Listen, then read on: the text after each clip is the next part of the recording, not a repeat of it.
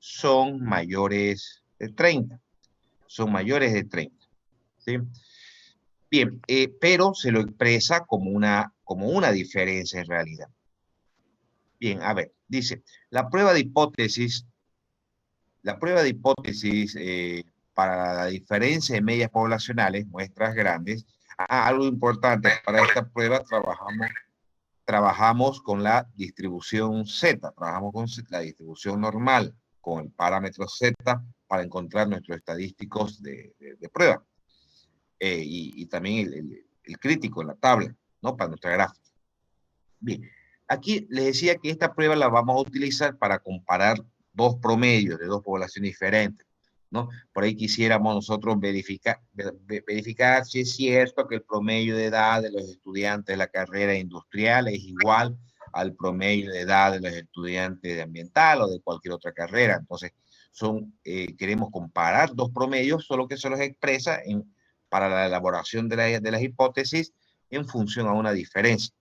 Si dos promedios son iguales, la diferencia entre ellos va a ser igual a 0, ¿no? Es decir, el promedio de edad de los de industrial menos el promedio de edad de los de ambiental va a ser igual a 0. ¿Cuándo va a ser igual a 0? Pues cuando sean iguales. Cuando sean iguales. Muy bien. Vamos con este ejercicio que dice lo siguiente. Se desea verificar si los pesos promedio de los rodamientos producidos en dos líneas son iguales. Para ello, una muestra aleatoria de 30 y 40 rodamientos se tiene tanto de la línea A como de la línea B, ¿no? Aquí, ahí nos dan, en todo caso, los tamaños muestrales de la cantidad de rodamientos en cada una de las líneas, A y B.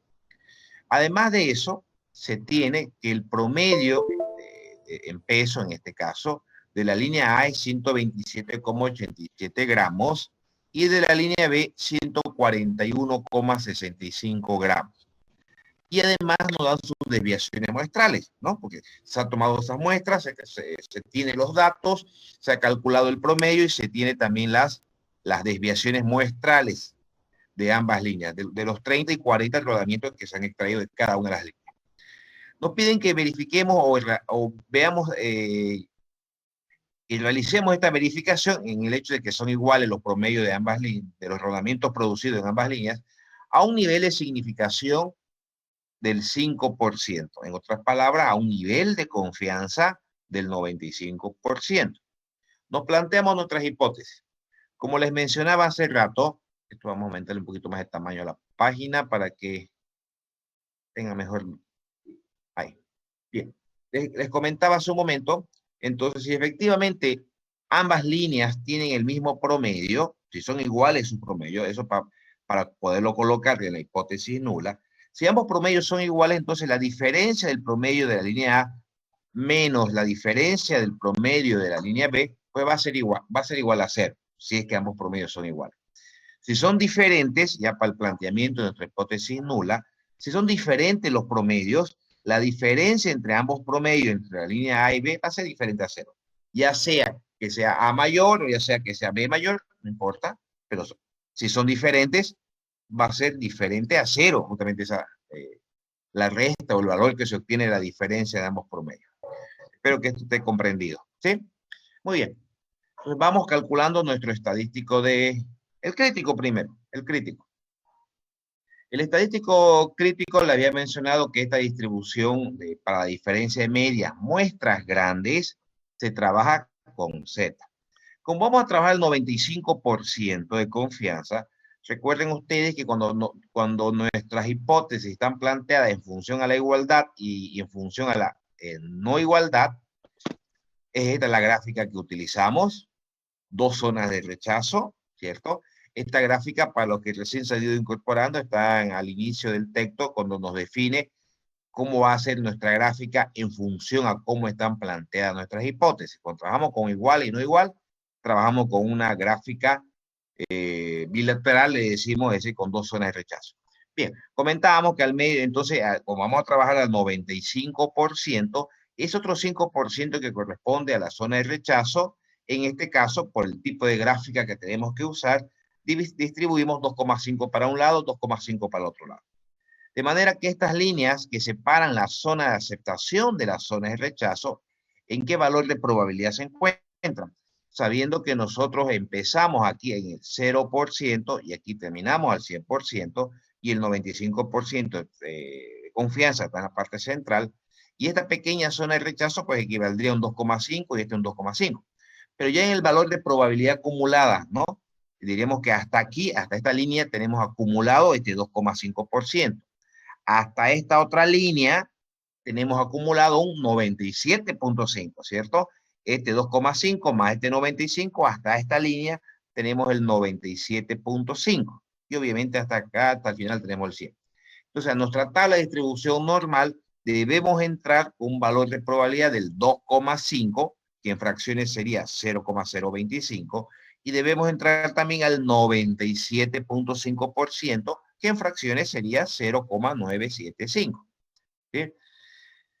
¿Dónde vamos a ingresar? A la tabla de distribución normal. Otra cosa importante que les había mencionado, que bueno, en este caso, siempre, cuando trabajamos con la distribución normal, con Z, ambos valores siempre son iguales, pero el del lado izquierdo siempre va a ser negativo. ¿Ya? Bueno, al final del ejercicio hacemos la verificación en tabla de estos dos valores obtenidos. Eso significa entonces que la zona de aceptación estaría desde el menos 1,96, pasando por el 0, llega hasta el 1,96. Este valor de Z hipotéticamente viene desde el menos infinito hasta el más infinito. Entonces, dentro de estos dos valores se encuentra nuestro Z crítico, o valor crítico, en este caso, usando el Z. Muy bien. Una vez determinados estos valores críticos, vamos a calcular el valor de prueba, el valor que va a entrar a comparar. Y esta es la forma. Acá está la diferencia de las medias muestrales, la diferencia de las medias poblacionales, raíz cuadrada de la varianza de una población, o la desviación al cuadrado, como quieran ustedes, sobre su respectivo tamaño muestral, más la varianza o la desviación al cuadrado, hablando de la poblacional, de la otra población sobre su tamaño muestral. Y acá dos cositas importantes recalcar. El orden, no porque sea A y sea B, vamos a colocar en ese orden, ¿no? Y bueno, aquí, en fin, cuando que aquí es una igualdad no habría mayores problemas. Pero el orden con que ustedes hubieran planteado acá las hipótesis, porque alguien de repente me dice, ha querido aquí poner la media de B menos la de A igual a 0, ¿no? Entonces, el orden como estén planteadas, o el orden como estén colocadas las poblaciones en nuestras hipótesis, me refiero, en este caso hemos puesto A menos B, pero tranquilamente pudiéramos haber puesto B menos A también. Entonces, ese orden en que hubiéramos colocado las hipótesis será el orden también que van a utilizar ustedes en esta fórmula. Si aquí ustedes en la hipótesis colocan el promedio de A menos el promedio de, perdón, el promedio de B menos el promedio de A, entonces en ese orden también colocan acá la media aritmética de B menos la de A, hablando de las muestrales, media aritmética de B menos la de A, utilizando las poblacionales. No sé si me dejo entender. Depende del orden en que lo vamos a colocar las poblaciones en nuestras hipótesis para determinar el orden también que van a colocar en nuestra fórmula Z. Eso por un lado. Por otro lado, en la fórmula nos piden la desviación poblacional de ambas al cuadrado, o si quieren llamar las varianzas poblacionales, pero nosotros no tenemos ese dato. Si revisamos el enunciado, lo que tenemos son las desviaciones muestrales, que cada una de ellas nos dan las varianzas, pero nos dan las varianzas muestrales.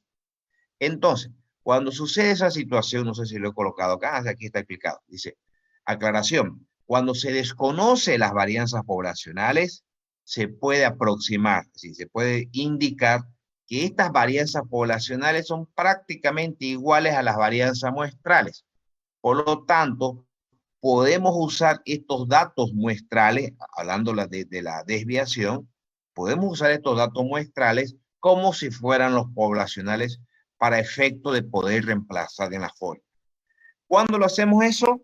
Recuerden, estamos en la prueba de hipótesis para comparación de promedios, muestras grandes. Cuando son muestras pequeñas es otro tema, esa es otra prueba que vamos a realizarla más adelante. Estamos en el caso de muestras grandes. Muy bien, entonces vamos reemplazando, en realidad la fórmula quedaría de esta manera, ¿no? Ya que vamos a usar las varianzas muestrales. Aquí colocamos las medias aritméticas muestrales. Voy a subir un poquito arriba. Fíjense, acá tenemos los datos, acá están las medias aritméticas muestrales, están las desviaciones muestrales y además está aquí los tamaños muestrales. Ya para no estar subiendo y bajando. Eso reemplazamos entonces en esta formulita, ¿no? Tenemos acá las medias muestrales. Las medias poblacionales de la población de A menos la población de B, eso está en función a nuestra hipótesis. Está en función al 0. Ahí colocamos 0 directamente. Colocamos 0. Bien. Y bueno, reemplazamos las desviaciones muestrales al cuadrado sobre sus respectivos tamaños muestrales. Y eso nos da menos 9,46. Pregunto, este menos 9,46, menos 9,46, nos vamos a la gráfica. Si alguien me ayuda, el menos 9,46 estaría localizado en la zona de aceptación o en la zona de rechazo. Zona de rechazo, ingeniero. Zona de rechazo. Muy bien, en la zona de rechazo. Entonces, se rechaza H sub 0, se acepta H sub 1. Es decir, existen suficientes evidencias para afirmar que los pesos promedios, voy a volver para atrás, que dice la hipótesis alternativa, que es la que estamos aceptando entonces, que no son iguales. Lo hemos planteado que no son iguales. La pregunta no ha sido cuál es mayor, si A o B. Simplemente si son iguales o no son iguales. Hemos rechazado H sub 0 y hemos aceptado H sub 1. Y H sub 1 nos dice que no son iguales. De ahí deriva entonces la conclusión que dice existe suficientes evidencias para afirmar que los pesos promedios de los rodamientos producidos en estas dos líneas no son iguales. Y hemos llegado a esa conclusión a un alfa, a un nivel de significación del 5%. ¿Ok? Bien. Al final del ejercicio hacemos la verificación en la tabla. Si ya estuvieran con la tabla, en todo caso, para no perder tiempo, me gustaría que ya, bueno, no se puede para ahora, pero para la siguiente clase las pudieran tener impresas, chicos, para que ustedes, hasta para ganar tiempo, ¿sí? Hagan la verificación de los datos que obtenemos en tablas y así alguien realmente tiene duda o creen que hay algún error, simplemente ya para que yo pueda compartir la tabla. Ya para la siguiente clase les pediría que ya las tengan impresas las 4 tablas, por favor. Inciso B. Dice, con los mismos datos anteriores, verificar si es correcta la afirmación de que el peso promedio de los artículos de la línea A es mayor a la de B. ¿Eso qué significa? Que el promedio de A es mayor a menos el promedio de B tendría que ser mayor a 0, ¿no? Ah, no. En por lo menos 3 gramos, dice. Ah, ya. Y mínimamente sea 3. Yo les pregunto, chicos, la palabrita por lo menos, eso lo han aprendido ustedes en probabilidades. Por lo menos, ¿qué significa? ¿Mayor igual o menor igual?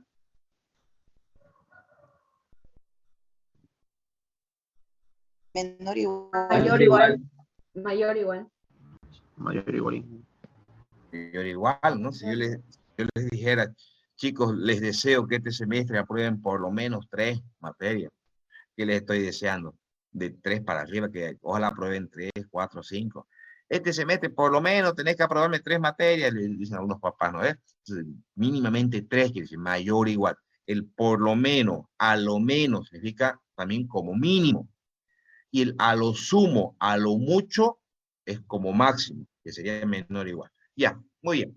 Entonces nos dice que la población, que en todo caso, que el promedio A sea mayor que B por lo menos 3 gramos. ¿Cómo planteamos nuestras hipótesis? De esta manera.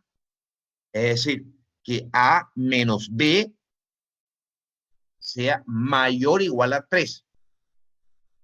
En otras palabras, estamos diciendo que A es mayor a B de 3 para arriba, o mínimamente con 3 gramos. De esa manera estaríamos planteando nuestra hipótesis nula. ¿Ya? Bueno, y obviamente el complemento lo colocamos como alternativa. Muy bien. Según cómo están planteadas nuestras hipótesis, usamos esta tabla con la zona de rechazo al lado izquierdo.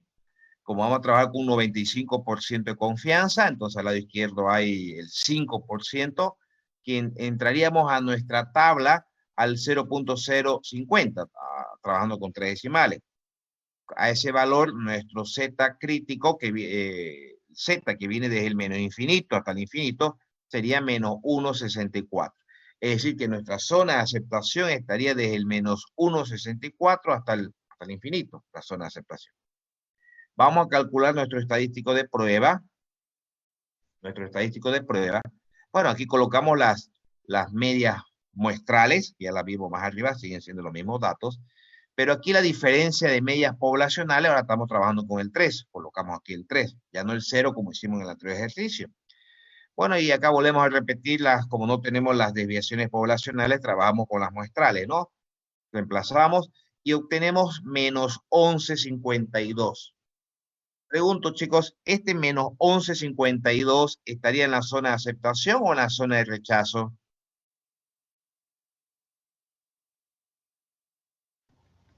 En la zona de rechazo. En la zona de rechazo. Para los que se han perdido un poquito, el valor era menos 11,52. Menos 11,52 estaría en la zona de rechazo. ¿Y rechazamos? La hipótesis nula. Obviamente aceptamos la alternativa. ¿Cómo armamos nuestra conclusión? Observamos que el estadístico de prueba se encuentra en la zona de rechazo. Ok, perfecto. Por lo tanto, se rechaza H sub 0, lo que significa que se acepta entonces H sub 1. Existe suficiente, pero bueno, la respuesta que debemos dar debe estar en función a la pregunta. Y la pregunta nos decía si podíamos afirmar que el promedio de A respecto a la E, si A era mayor que B en por lo menos 3 gramos. A eso debemos responder. ¿Sí? Era nuestra hipótesis nula. Existen suficientes evidencias para afirmar que el peso promedio de los rodamientos producidos en la línea A no es mayor en por lo menos 3 gramos respecto a los rodamientos producidos en la línea B. Hemos llegado, de repente, perdón, de repente A es mayor que B, pero puede ser mayor en 1 gramo, en 2 gramos solamente. Nos está pidiendo que verifiquemos si es mayor en 3 o más de 3, en otras palabras. Entonces hemos llegado a la conclusión que no es mayor A que B en 3 o más de 3. Entonces, respondemos en función a ese criterio. Entonces, no es mayor en por lo menos 3 gramos respecto a los rodamientos producidos en la línea B a un nivel de significación del 5%. ¿Alguna consulta, chicos? Bien. Vamos al inciso C. Con los mismos datos anteriores, nos piden que verifiquemos si el promedio de la línea B ahora es mayor al de A. Si B es mayor que el de A. Lo que les comentaba hace un momento. ¿A qué me refiero? Planteamos nuestras... como no dice que B sea mayor que A, como no hay la igualdad, porque uno dice mayor igual, no hay la igualdad, nos vemos obligados, si ustedes recuerdan, a colocar lo que nos están pidiendo que investiguemos, a colocarlo como alternativa, ¿no? Si B es mayor que A, entonces el promedio de B menos el promedio de A va a ser mayor que 0. Pero yo les había comentado, recuerden que la igualdad tiene que ir siempre presente en la hipótesis nula. En este caso nos vemos obligados a colocarlo en la alternativa. Bueno, y colocamos como motivo de investigación el complemento, sea menor o igual. Este tipo de formato de las hipótesis nos obliga a utilizar esta gráfica, donde la zona de rechazo estaría al lado derecho, ¿no?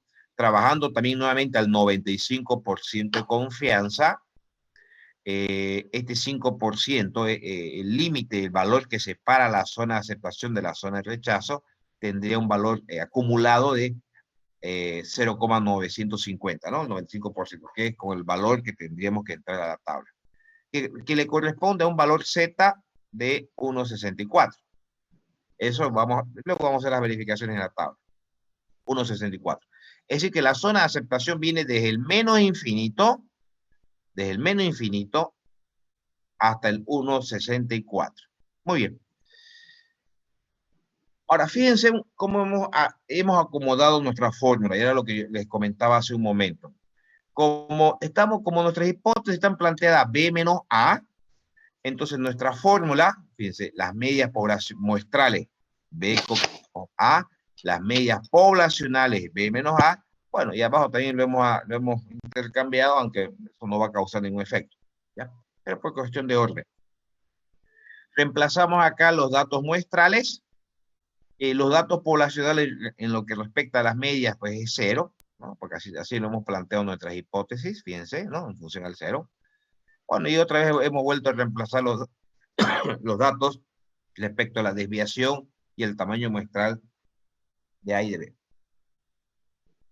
Eso nos genera un valor de prueba de 9,46. De 9,46. Entonces, ese valor de 9,46, si me voy a la gráfica, pregunto, ¿está en la zona de aceptación o en la zona de rechazo? Aceptación. Estaría en la zona de... Aceptación.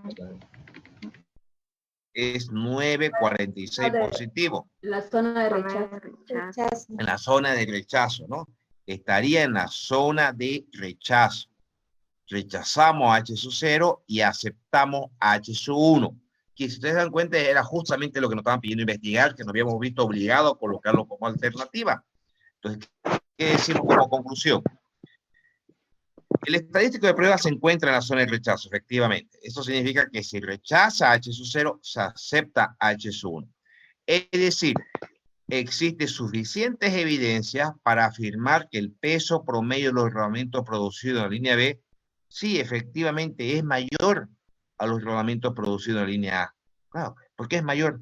Porque lo que nos interesaba investigar nos vimos obligados a colocarlo como alternativa. ¿Sí?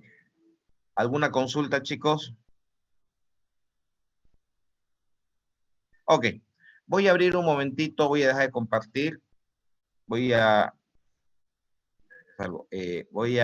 ratito, que no me permite, voy a tener que minimizar la pantalla. Ahora sí, para poder buscar la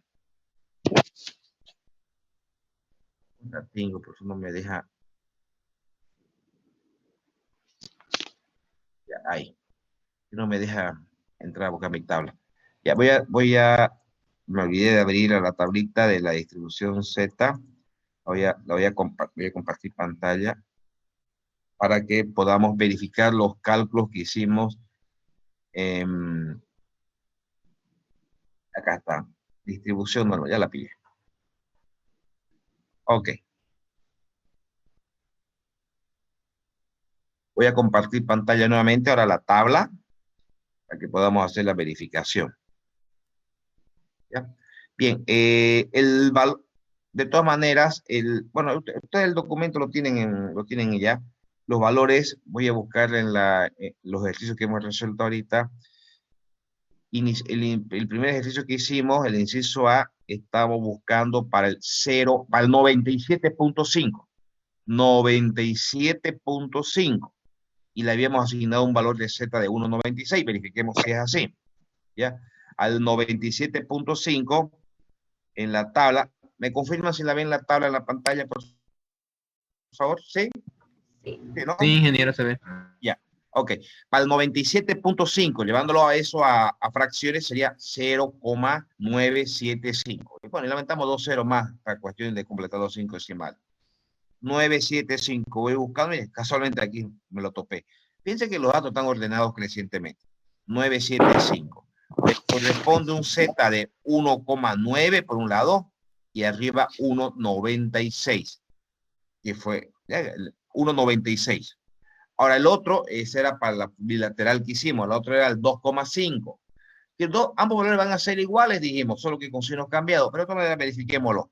El otro extremo sería el 2,5. Sería que acá llevándolo a fracciones sería 0,025. Buscamos en la tabla el 0,025, 26. Acá está. 0,025, que sería menos 1,9 y segundo decimal 6. Menos 1,96. Bueno, voy a compartir de nuevo el ejercicio. A esto me refería, fíjense, al 975 y al 0,025, que son los dos valores que hemos encontrado hace un momento, efectivamente, menos 1,96 y 1,96. ¿Ya? Y para este otro valor, al 0,050, nos salió menos 1,64. Al 0,050. Ingresemos a nuestra tabla. 0,050. 0,050, seguimos bajando, 0,8, 0,50, estaría más o menos, estaría entre estos dos valores de acá, ¿sí?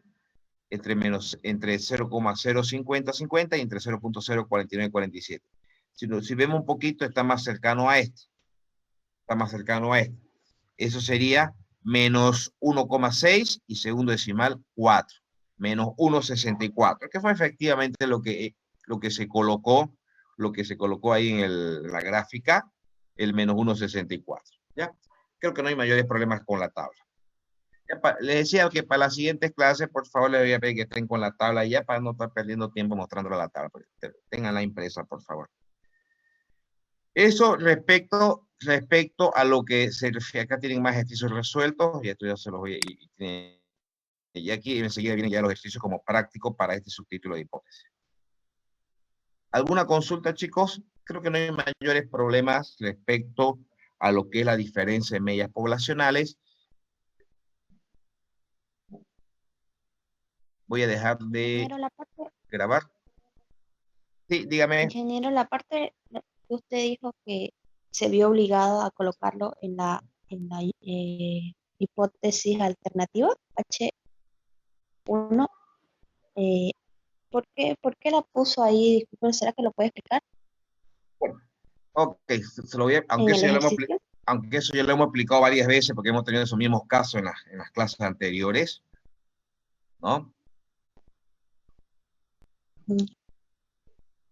Está. Ustedes recuerdan, chicos, que esta situación ya nos pasó como un par de veces también en unos ejercicios anteriores. Entonces, a ver, ¿cuál era? Creo que era este. ¿Este era? No, era el C. C, acá. A ver. Si ustedes recuerdan, hemos mencionado que la igualdad tiene que ir siempre presente en la hipótesis nula. No hay bajo ninguna excepción. ¿Sí? Tiene que ir siempre presente. Y lo que nos interesa investigar siempre es la hipótesis nula. Bien, entonces en este caso nos piden que investiguemos que B es mayor que A. Pero no podemos colocar aquí en la nula B menos A mayor, porque sí o sí en la hipótesis nula tiene que ir la igualdad. Y colocar mayor a colocar mayor igual es totalmente diferente. Entonces, ¿qué hacemos? Para efectos de resolución, invertimos el motivo. No voy a decir invertimos las hipótesis, porque la hipótesis sigue siendo la nula, es nula, y la alternativa es alternativa. Invertimos el motivo de investigación. Entonces, en vez de investigar que es mayor, que no lo podemos colocar en la nula, nos vemos obligados a colocarlo como si fuera hipótesis alternativa y que sea el complemento lo que investiguemos. Que es el complemento. ¿Y el complemento qué dice? Menor o igual.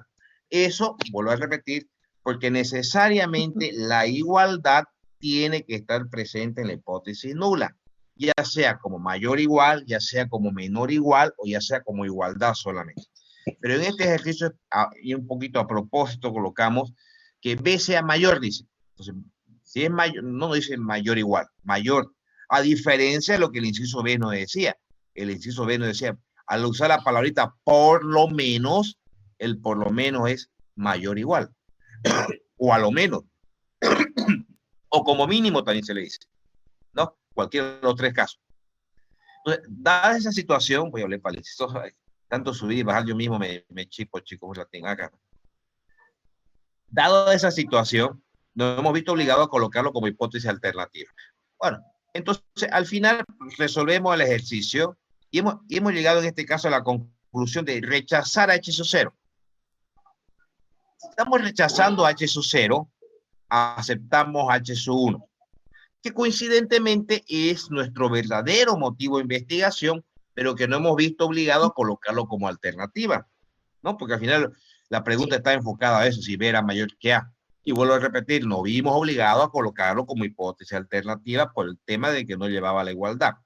Entonces, la pregunta que nos hicieron, y nosotros debemos, sobre todo en este tema de hipótesis, chicos, hay que responder a la pregunta. ¿Qué les quiero decir con eso? Si yo les preguntara a ustedes,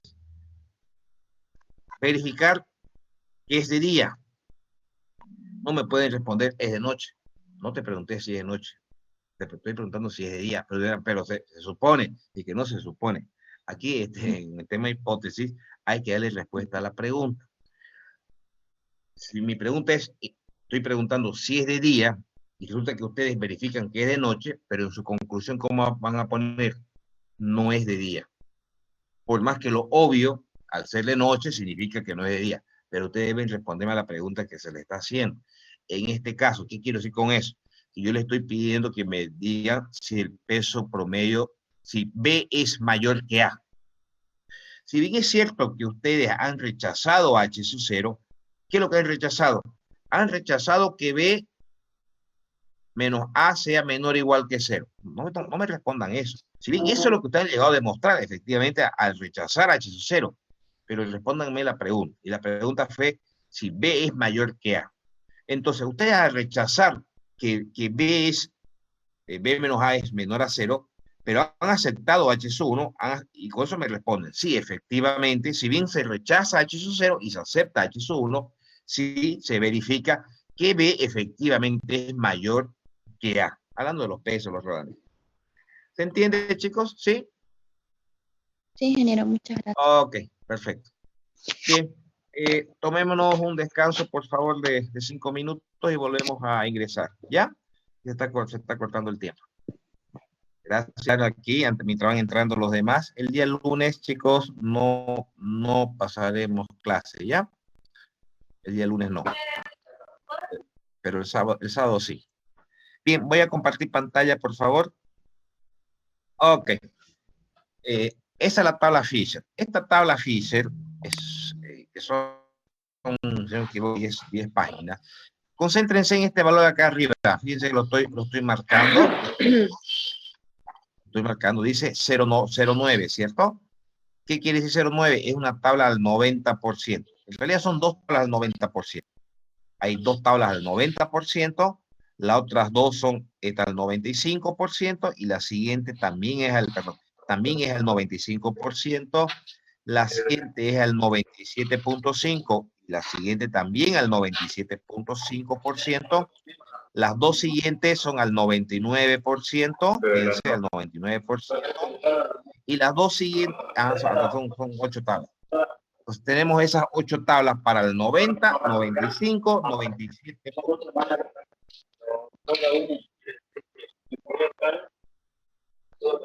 Doña Cristina, su micrófono, por favor. Doña Cristina Camacho.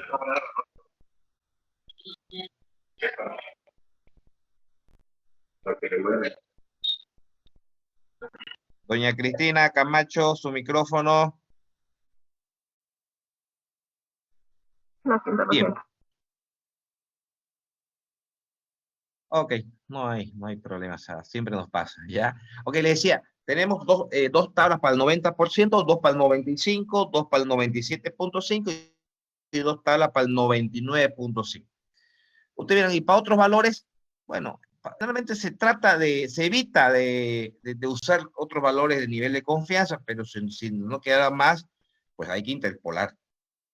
Yo sé que siempre, no sé por qué, pero creo que en unas materias ustedes necesitan bastante interpolación, porque siempre con los industriales no he tenido ese problema de interpolación como tengo a veces con otras carreras. No, en su vida han visto la interpolación, pero generalmente con los industriales nunca he tenido ese problema. Siempre han sido lo más capos para interpolar, por lo menos, por estos años. Ya por eso que ni siquiera voy a entrar a explicarles cómo interpolar. Ustedes, como digo, por experiencia sé que los industriales tienen esa facilidad de interpolación, porque creo que la usan en otras materias. ¿Ya? Bien, a ver, ¿cómo entramos a esta tabla de Fisher? Primero que depende del nivel de confianza con el cual vamos a trabajar, y que ya les mencionaba que hay para el 90, 95, 97.5 y para el 99%. Y debemos entrar con los grados de libertad. Pero esta tabla ingresa con 2 grados de libertad, los que le llamamos los grados de libertad del numerador y los grados de libertad del denominador. Esos nombres reciben. Lo del numerador son los que van en la horizontal. Los grados de libertad del numerador van en la horizontal. y los grados de libertad del denominador van en la vertical. Van en la vertical. ¿Cómo se define cuál va a ser la del numerador, cuál va a ser la del denominador? Depende del orden en el cual coloquemos nuestros datos. A ver, ¿qué quiere decir? Esta tabla Fisher la vamos a usar para comparar desviaciones entre dos poblaciones. Entonces, pero si yo les digo a ustedes, bueno, otra cosita. Para comparar desviaciones se lo expresa como un cociente. La población A sobre la B o la población B sobre la A, quiere decir. En otras palabras, si la población A tiene la misma desviación que B, el cociente entre ambas va a ser igual a 1. Es decir, si A es igual a B, entonces la desviación de A sobre la desviación de B es igual a 1, quiere decir. Si las desviaciones de ambas poblaciones son diferentes, pues el cociente entre ambas va a ser diferente a 1 también, ¿no? Entonces, pero ahí según cómo nos interese plantear el ejercicio, va a haber situaciones donde coloquemos A dividido entre B o B dividido entre A. Si es la población A la que colocamos en el numerador, pues los grados de libertad del numerador van a estar definidos en función a la población A. Y obviamente la población B la hemos colocado en el denominador, pues los grados de libertad del denominador dependerán de la población B. Pero va a haber situaciones que a veces nos exige que lo coloquemos al revés, dependiendo de cómo te planteo el ejercicio, y decimos población de B dividido entre la población de A. Entonces, ¿cuál está en el numerador? En el numerador está B. Entonces, B va a definir los grados de libertad del numerador, y A, que está en el denominador, define los grados de libertad del denominador. No sé si me dejo entender, ¿sí? Entonces, eso lo vamos a hacer cuando entremos ya a ver los ejercicios, va a estar un poquito más claro. Pero lo que nos interesa ahorita es el uso de la tabla. Les decía, entonces, en la horizontal, en esta horizontal que estoy marcando arriba, que además se lo conoce como aquí, le ponen B1, aunque nosotros se usa generalmente la nomenclatura de GL para los grados de libertad. En la horizontal van los grados de libertad del numerador y en la vertical los del denominador. Por ejemplo, voy a mover un poquito la tabla para que hagamos un ejercicio.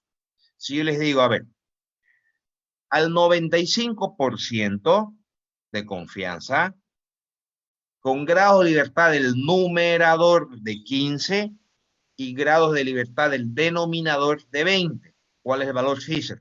15 en el numerador, 20 como denominador, hablando de los grados de libertad. Al 95% de confianza.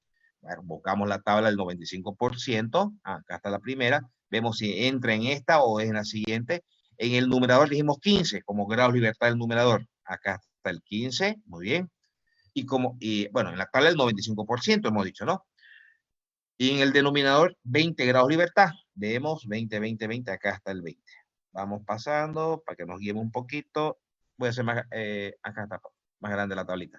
Para que ahí, creo que ahí la ven bien. Estamos en la tabla del 95%. Fíjense, 15 grados de libertad en el numerador, 20 en el denominador. ¿A qué valor corresponde? Si alguien lo puede leer, para contactarme que se puede leer mis datos en la pantalla. 2,203. Muy bien, gracias. Más que todo era para comprobar que se podían mirar los números. 2.203. Ese sería el valor Fisher. Bueno, el crítico.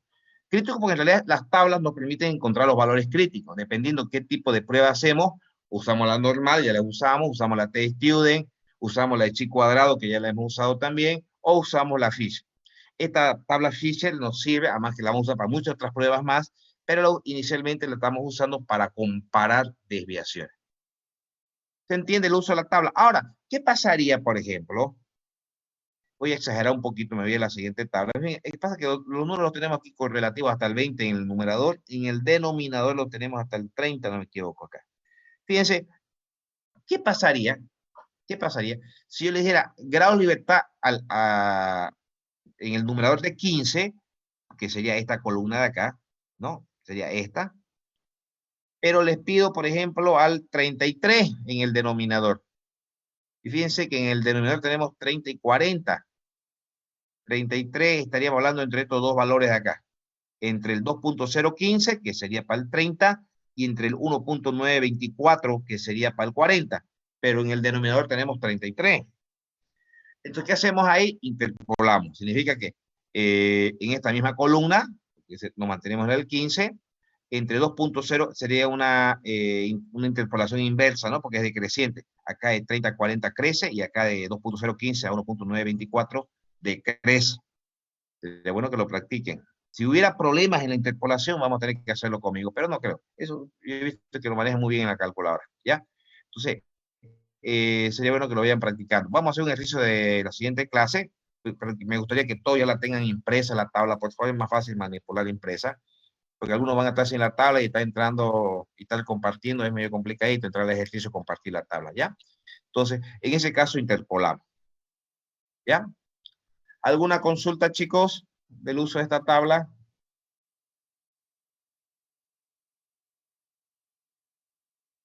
Muy bien. A ver, para darle orden al avance que estamos realizando, chicos, hemos hecho la prueba de hipótesis para la media poblacional. Muestras grandes, muestras pequeñas. Hemos hecho la prueba para la desviación estándar de una población solamente. Hemos hecho la prueba hoy día para comparar dos promedios de dos poblaciones, muestras grandes. No, si es, ¿y por qué no hacemos de una vez para muestras pequeñas? No podemos hacer para muestras pequeñas, porque en el caso de la comparación de dos poblaciones, muestras pequeñas, nos exige la metodología que previamente hagamos una verificación de desviaciones. Por eso que nos vemos obligados a primero hacer la prueba de comparar desviaciones. Eso se da en el caso de muestras pequeñas. Hoy día sin ningún problema es relativamente más fácil cuando las muestras son grandes, pero cuando las muestras son pequeñas, en el caso de comparar promedios, nos exige que previamente comparemos desviaciones. ¿Por qué? Porque necesitamos saber, para cuando las muestras son pequeñas, queremos comparar promedios, nos interesa saber si las varianzas o desviaciones al cuadrado, como quieran llamarlas, son iguales o no son iguales. Necesitamos saber eso. Lo que pasa es que para muestras pequeñas, cuando queremos comparar dos promedios, muestras pequeñas, hay dos metodologías.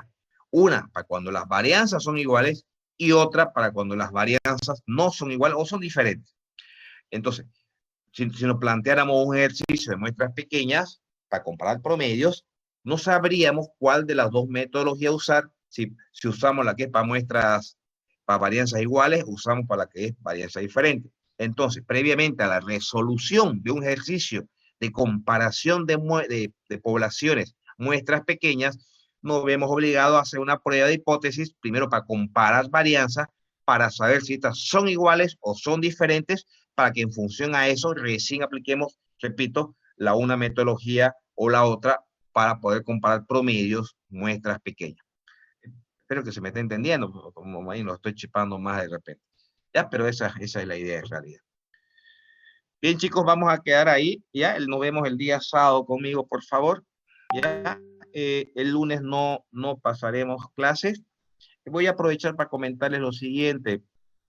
El semestre pasado con ustedes, bueno, sus compañeros anteriores, intentamos, yo les había dicho, se van a instalar el SPSS para que aprendamos estadística a través del software.